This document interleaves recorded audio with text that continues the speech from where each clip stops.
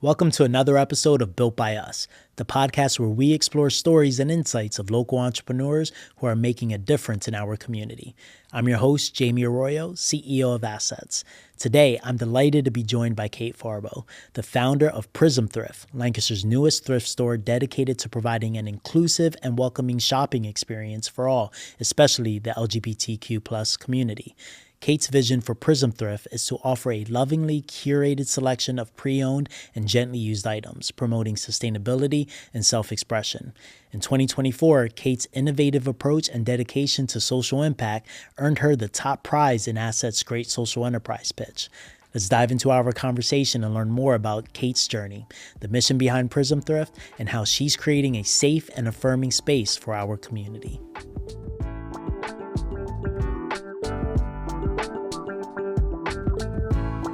Have you ever taken the Enneagram before? Oh gosh, I love that stuff. Yeah. What is the what is the It's the 9 different types. So the type 1 is literally called the perfectionist, sometimes called the reformer. I took that one. Okay. I think I'm more familiar with like Myers-Briggs and astrology. Gotcha. Got into that this year. That was fun. Yeah. I don't know if I was the perfectionist. I know in the Myers-Briggs, I believe I am INF. Okay. I'm not as familiar with the TP? Myers-Briggs. I went super down the rabbit hole Gotcha. with the Enneagram, so that's just like the one I'll have to take it. I ask everyone, I'm like, what's your type? But yeah, how has being a perfectionist sometimes not affected your entrepreneurship journey? This is kind of like a winding thing that I feel like leads me to having to be an entrepreneur to a certain extent, with just the way that my brain works, the way that my body works, being someone who is chronically ill with multiple illnesses and disabilities that I have to like manage. Being a perfectionist on top of that, when there are just times where I'm not gonna be able to be at my 100%. No matter what I do, is like a journey of acceptance, and understanding that your perfection is your best, like in that moment, on that day. I can't base today based on how I felt 2 weeks ago. If 2 weeks ago I was feeling better than I feel right now. And so I think that held me back for a very long time in my career, and just like also not really understanding how my brain works, not understanding that I was neurodivergent, that I had ADHD, kind of created this like perfect storm where when I was on, and when I was off. And it caused a lot of inconsistencies until I was able to really figure that out and then like build the life the way that fits for me. And in that case, it was almost like entrepreneurship was a necessity because it put it in my control. Yeah.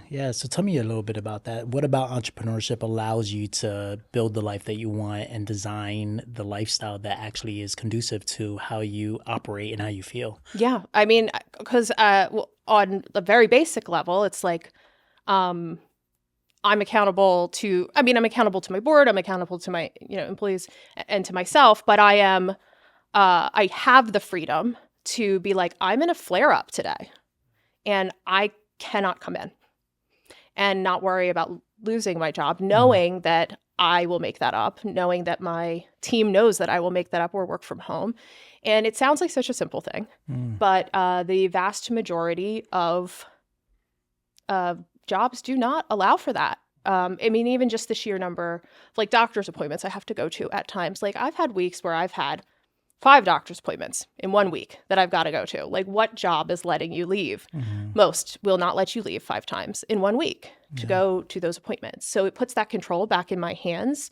And also just the way my brain works is that like I need to be able to like chase the thing that's interesting me.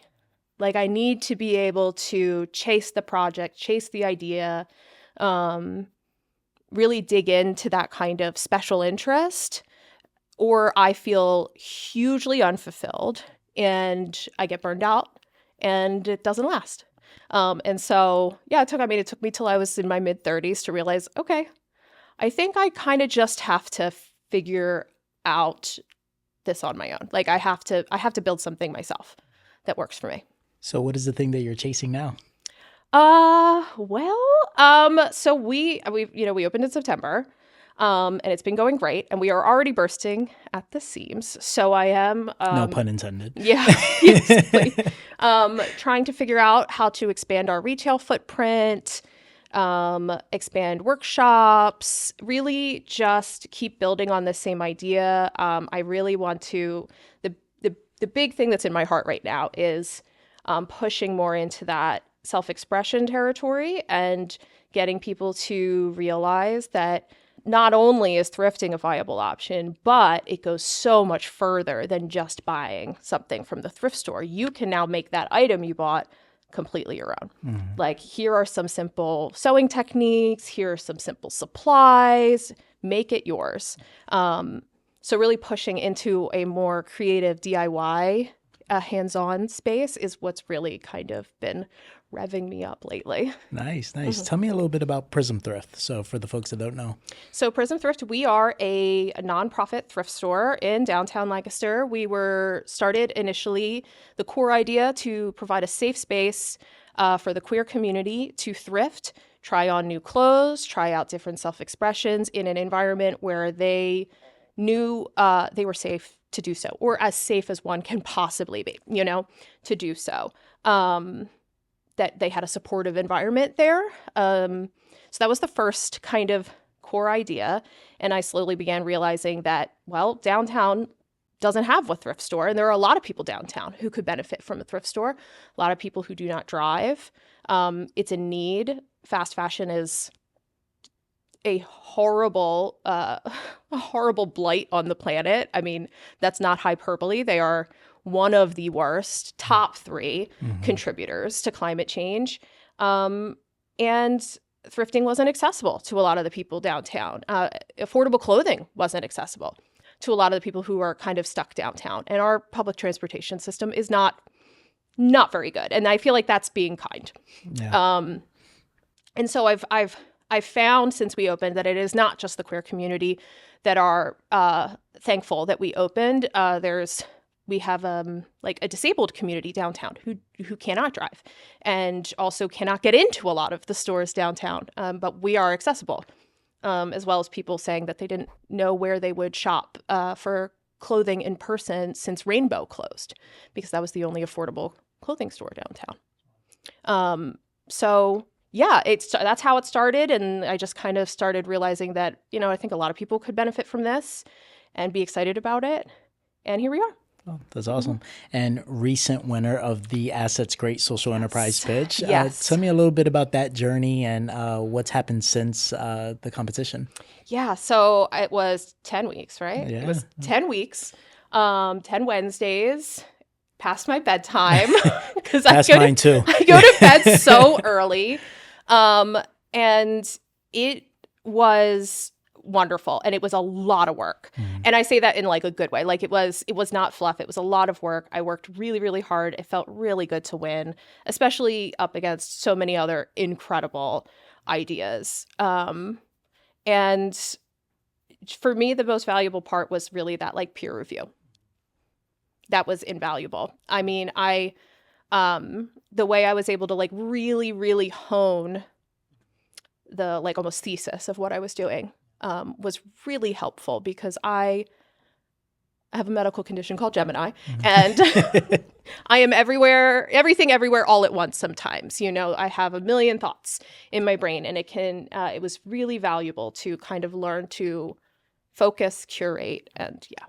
And you really have to focus. You have 5 minutes to tell exactly. give your pitch. I can't believe I was able to squeeze it. Still, I don't know how I squeezed it into 5 minutes. Yeah. Every year that I'm involved with the pitch, folks are telling me, 5 minutes is not enough. It's just like, in real life, you have 30 seconds, and to be able to tell your story and hook someone to why they should, go to your business or buy your product. Yeah. So yeah, it was good practice. It was.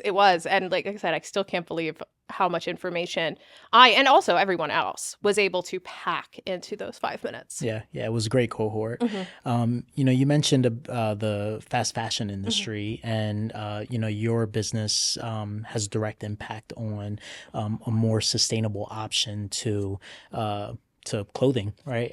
What is the importance to you in social enterprise, and why are social enterprises important for our community? Well, to be totally frank, I mean, I feel like the economic systems within this country, namely like the unfettered capitalism, is the root of most causes, right, in this country. That is what I think and believe. And social enterprises, business in general, kind of runs this country. For better or for worse, sometimes for better, a lot of times for worse. And social enterprises, I see as a really good and understandable response to that. Like, how do we work within this system that we all have to, right? And make it contribute as much good as we can. Mm-hmm.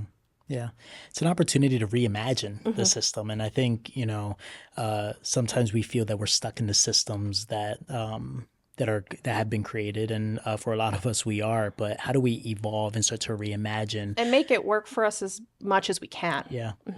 At Assets, we recently, over the past year, updated our vision to a human-centered economy. And a lot of that discussion came around, how do we have an economy that serves people and not the other way around? And we feel that social enterprise, business for good, B Corps, any type of business that is thinking about the people and planet first, along with profit, understanding that that's the system that we have to make sure that we can get things going. It's the first step in thinking about how do we reimagine our society in a way that benefits everyone? Because like being a merchant, selling goods, like that isn't capital. That has existed for as long as the idea of debt has existed. You know what I mean? Yeah. And so it can be like, it doesn't have to be the way that it is. Yeah, I agree. Yeah. So it sounds like you are, when I hear about a thrift store in downtown busting at the seams, right? I love that. That should be like a tagline. Put it on a t-shirt. But what do you think is gravitating or having people gravitate to that concept and really buying into the idea that you don't have to buy new, you can actually go and get a used, shirt and make it your own? I think it's a lot. There's a lot of things. Like, we're at a really interesting moment when it comes to slow fashion, secondhand fashion. I mean, I grew up in the 90s and it was not cool to thrift. When I was in school, I got made fun of for wearing thrift store clothes. But it's not really that way anymore. It's, the younger generation, Gen Z especially, that's their preferred method of shopping. And I think it comes from a sense of like responsibility to the environment, of course. B, a more creative version of self-expression. And C, it honestly is more fun. That's how I personally feel like it's more fun because you have the hunt, right? And when you find that item you love, not only did you find the only one in that store and now it's yours, you also get to think like, well, who else had this before? The price is so good. It just checks so many boxes that just like lights up the dopamine in the brain. And to me, it's just like a good all around. Yeah. There's a story behind every piece. And I feel like when you can order something online and there's not necessarily a story with that t-shirt, but going to a thrift store, there's a story. There was one person, two people that shared that same piece of texture with you. And that's interesting. I mean, think when you buy a t-shirt on Amazon, somebody says, like, your t-shirt, where'd you get it? You say, I got it on Amazon. You buy a shirt in a thrift store or like an antique mall or whatever, and you say, oh, I got it at this thrift store at this store, and it was only this amount. It's like a whole other conversation. It's more memorable. Yeah. You said slow fashion, and there's, I don't know if it's a trend or not, but the idea of slow anything. There's slow productivity, slow fashion. I feel like there's something happening, and maybe it's been since the pandemic, of this idea of slowing down. And I don't know if folks, maybe it is capitalism, maybe it's hustle culture, this idea of like this fast-paced life that I think all of us felt that we've had to live to be successful. And there seems to be a craving for us to slow down a little bit. I think it's all the reasons you said and more. I mean, I was one of those people for a long time too. And I reached a point where I found myself developing an autoimmune condition and being forced to slow down and wondering, gosh, would I have been in better shape if I hadn't pushed myself to the brink for so many years? Yeah. And also realizing, where did it get me? Do I think I got any further from living life with that frantic, gotta be productive energy? No, I think it caused me to make the wrong calls. It caused me to just constantly be productive and busy for the sake of it, instead of slowing down and being intentional about where I put my energy. And that was, honestly, like, not to be an insufferable silver lining person, but like that was the big silver lining for me with getting my diagnosis, because it forced me to really think about my energy in terms of a resource, a not always a renewable one. Yeah. And I think I've actually been more productive since caring for myself, because I haven't been putting my energy in things that are wasteful. This episode is built by the Reimagining Our Community Giving Circle. The ROC Giving Circle is a way for the community to support BIPOC-owned small businesses through collective philanthropy. The Giving Circle is managed by the ROC cohort, and its purpose is to facilitate funding to initiatives that support BIPOC-owned small businesses. To learn more, visit roclancaster.org. There's this book called Slow Productivity by Cal Newport that talks on that idea. It's just really this focus on how do you schedule thinking time. Like we don't do that anymore, right? When you go for walks and just think about, your work or life or nothing at all. Yeah. I don't think we do that enough anymore. And really that's where creativity comes from. Yeah. It's the opportunity to allow the dust to settle, for you to process and just be and settle in. And it seems like it's harder to do that these days, especially when, you have a phone and technology. Yeah. And, it's I don't know. I think a lot of us are craving that. I say all the time, I miss the Sidekick era Yeah. of phones. Like that was peak. Yeah. That was peak phone, like you didn't have a million apps on your phone. You weren't expected to be at everyone's beck and call.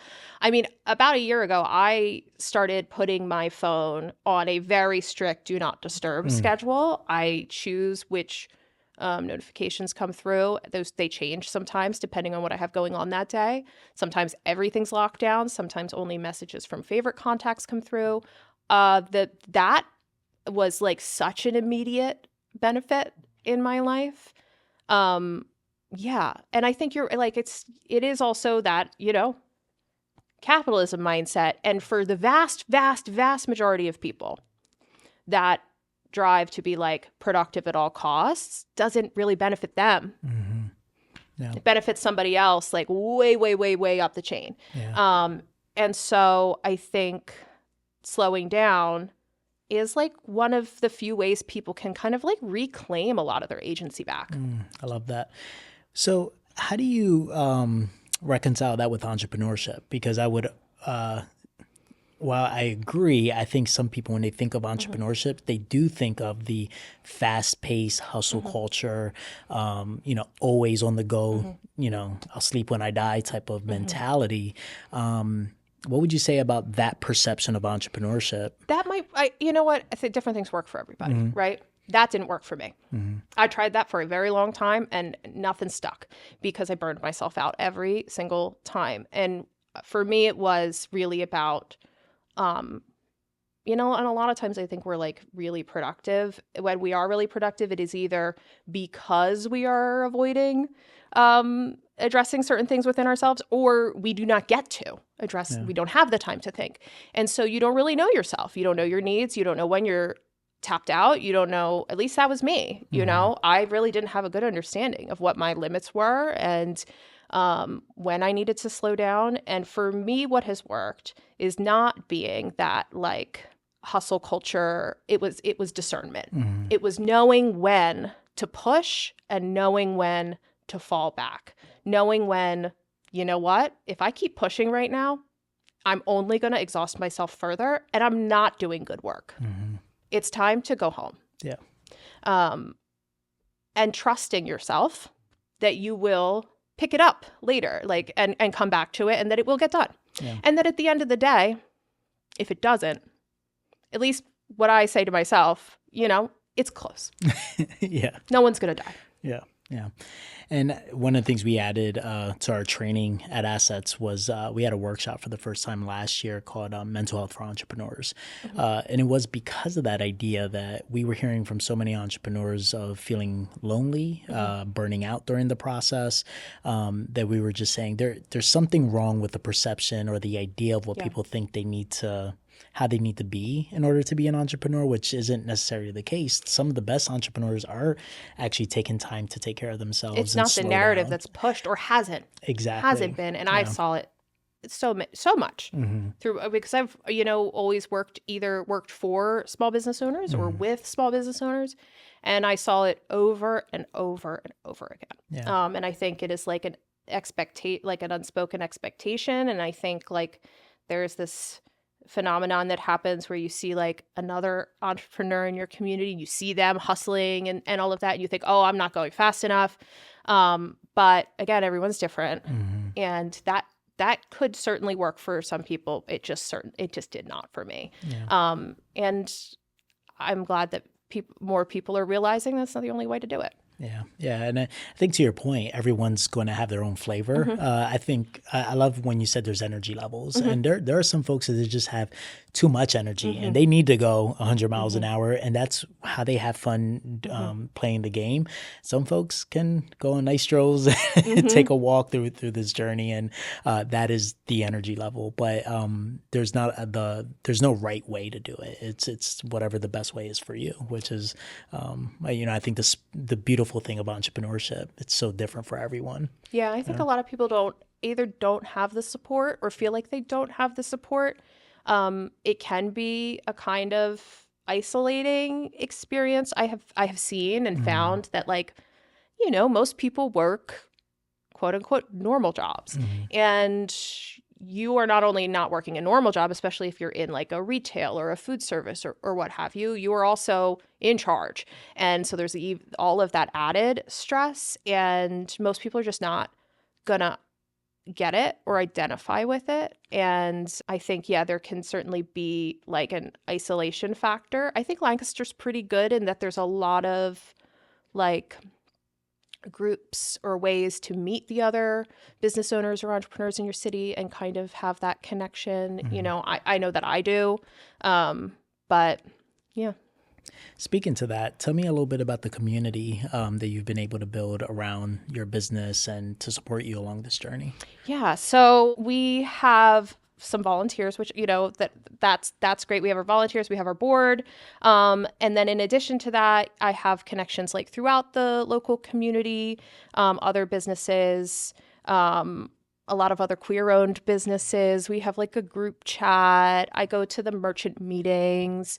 It's really great. You know, I've been in Lancaster now for 8 years, and I've been involved in a lot of the local businesses. So there's almost always somebody I feel like I can turn to.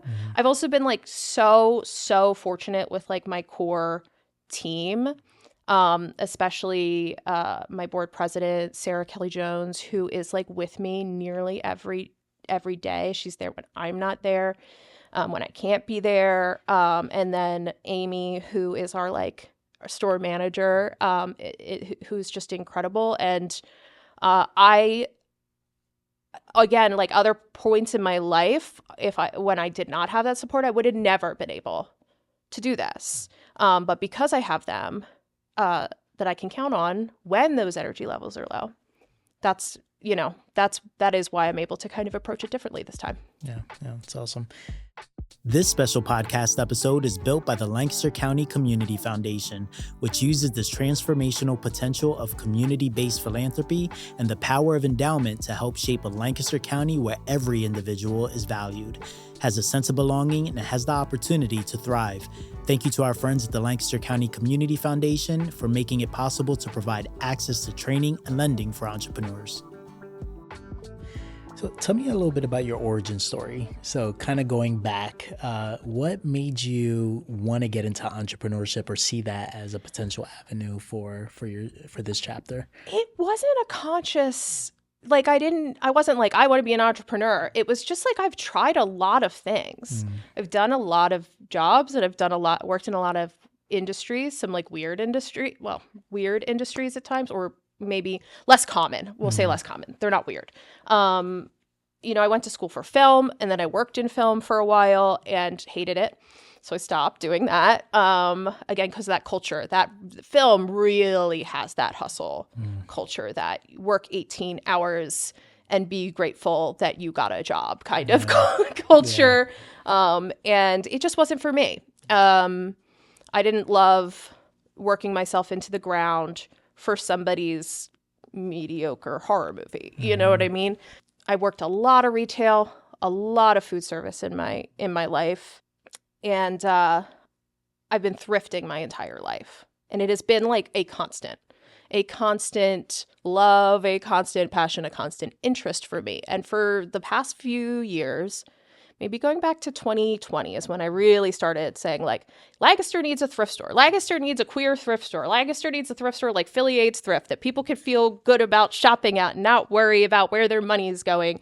If it's going to go to an organization that gives money to fight against queer rights and things like that, which is just unfortunately the case a lot of the time. And then I just decided to start going for it. Started really, really small. With a pop-up shop within the former LGBTQ coalition. And then Sarah approached me as things there were getting, it seemed like they were getting ready to dissolve, and said, I think this needs to keep being its own thing. And I want to help you do it. And then we just mad rushed it. And then I signed up. It was a whirlwind year. Yeah. It was one of those things where things just really started clicking into place. People, when I would mention it, people were like, yes, yes, I want that. We need that. It seemed like a no-brainer to me. That was a little convoluted, but no, that makes sense. Yeah, and it seems like the community has really rallied behind the concept. Yeah, I think so. Yeah. And it's just going to be more like I have so many more plans to keep making it more and more of like a cultural institution in the city, almost like a third space. I would love to get to that point where it's also a place people can feel comfortable just coming and maybe sitting on a comfy couch and talking with each other, trying things on for each other, trying different things out. Yeah, love that. What advice would you give to an entrepreneur that is up and coming and thinking about taking a leap or finding out they think Lancaster needs a XYZ? What would my advice be? Well, I would say get linked up with assets and score. Yeah, love that. At the very least, even if, listen, everyone has their own fighting style and it might not be for everybody, but try it out. See if it'll be helpful for you. And think about like what does Lancaster need or could use that it doesn't have? Like what will better the culture, the community? If it's something that already exists, like, are you doing something different with it? Like, why? And what doesn't exist that you think should exist that you feel uniquely qualified to bring? And that's kind of how I felt about this. Love that. What challenges do you think are you're currently facing right now with the business? I mean, there's always, especially in those early days, like we're so new, right? And so the first few months were incredible. Like September, October, November were so busy. So busy. December was pretty slow. Could be a fluke, but that's always, it's that anxiety in the beginning where you're like, were the first 3 months a fluke? Or was it, Or is it just that it's the holidays and nobody's thrifting their Christmas gifts? So there's that. There's always that in the beginning. It can be nerve-wracking as you're learning what your customers want, as you're learning the ebb and flow of business, of, when to set your hours. That's definitely that is a little bit of a challenge. That's going to be for anybody. As well as we need more space already. So badly we need more space already. So that, and those are like the two big challenges on my mind right now. I'm feeling pretty good about everything otherwise. We've got a great group of volunteers. We're working with CareerLink to get some more staffing,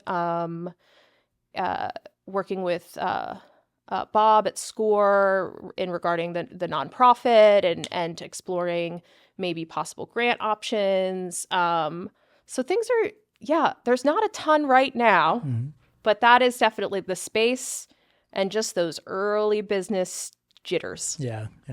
So what does self-care look like for you? So when energy's feeling a little low and those jitters are maybe like, you know what, today ain't it? How do you take care of yourself? The biggest thing, and it's a work in progress, but the biggest thing for me was learning self-compassion and not feeling like I needed to go at the pace of the most productive person in the room, because that is how I've always felt, is that person is doing so much and they're going to think I'm slacking if I do not get to their level. So letting go of that idea and understanding that everyone has their own flow of energy, and just acceptance, just being this is what it is.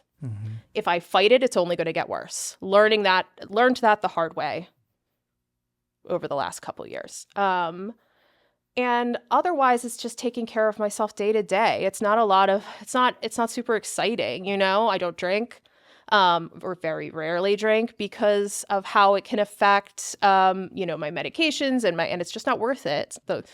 A hangover triggering a multi-day flare is just not going to be worth it.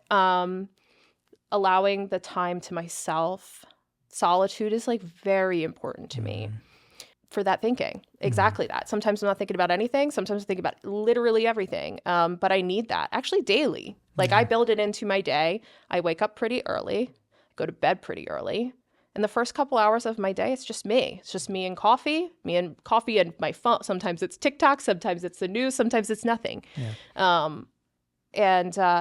Just being really self-aware of your needs, and then not afraid to meet them if you have to. And that's I say this I'm good at it. I'm still practicing. We're all work in progress, for sure.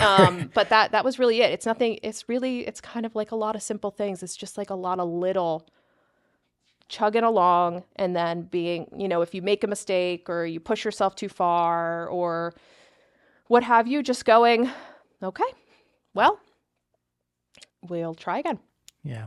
And I think that's the important thing to take away for a lot of folks, is that it can be these small incremental changes, steps, habits that really allow you to either make progress or, have some solitude or take care of yourself. I think sometimes we think we need to go on a yoga retreat to some mountain in the Himalayas. And if you do need that big show or the ritual, because ritual is really powerful. And if you need that ritual to really solidify that, find a way. I mean, I do. I'll be you know what? It's the new year.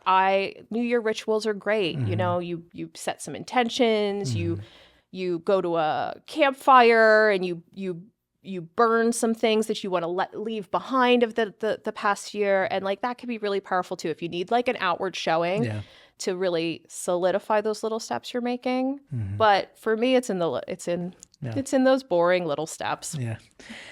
So you're a very curious person. So you talked about connecting with assets, SCORE, learning more about entrepreneurship in that way. What are some other ways that you're feeding the learning bug in this journey? Well, pretty soon I'll be, I really want to do a big push to teach people about how to mend and maintain and make their clothing and items last longer. And so I'll be digging into a research project for that, putting together a directory of people who do these services, because it's hard to find now. If you try to find a cobbler, good luck. You got to know the Mennonite guy that does it. Yeah. So I got to find those Mennonite guys. You know what I mean? And so that'll be fun. It'll be almost like a research project, and then figuring out what method in which we want to communicate that information. Obviously our website, but I think what I want to do is put together a zine, like a little tiny zine we can give out for free. That's just a cute little hand-drawn thing with a little directory. Like, did you know you can get your shoes cobbled? Did you know you can get this tailored to fit you? That's kind of, that's where I'm at right now. Yeah.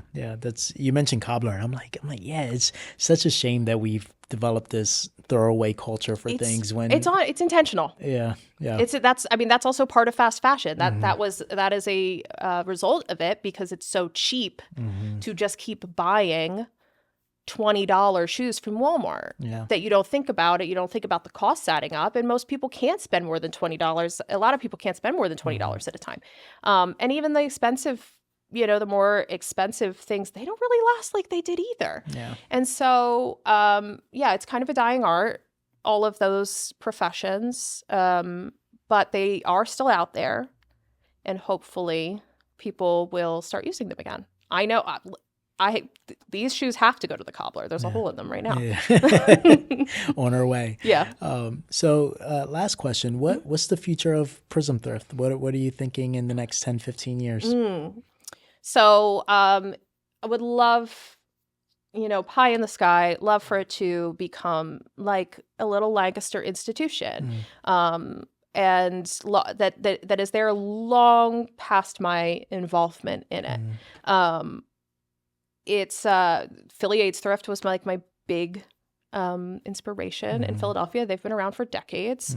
They're big. They're multiple floors. They do more than just clothing. They do records. They do knickknacks. They do some furniture. I would love to get to that point where we are doing more than just like a little clothing boutique, that we're providing jobs for people, that we're providing a place downtown that's not only like a source of affordable secondhand items, but a fun place to go, like a destination to come into the city and say, hey, we're going to go to that big old thrift store today. And then also, involved with other local businesses in creative endeavors. Would love to do fashion shows. I would, anything fun. Yeah. Well, if you need a model, let me know. Okay. But well, thank you so much for joining us. Appreciate you taking the time. Thank you so much for inviting me. Oh, it's awesome. That brings us to the end of another episode of Built by Us. A huge thank you to Kate for sharing her inspiring story and the impactful work she's doing with Prism Thrift. If you were inspired by today's conversation, be sure to visit Prism Thrift at 101 North Queen Street in Lancaster City or online at prismthrift.org. Don't forget to join us next time as we continue to highlight the stories of local entrepreneurs who are shaping our future. Until then, I'm Jamie Arroyo, and this is Built by Us. This is the Built by Us podcast, brought to you by Assets. Visit us at assetspa.org to learn more about the products and services we provide, and you can follow us on Facebook, LinkedIn, Instagram, and YouTube.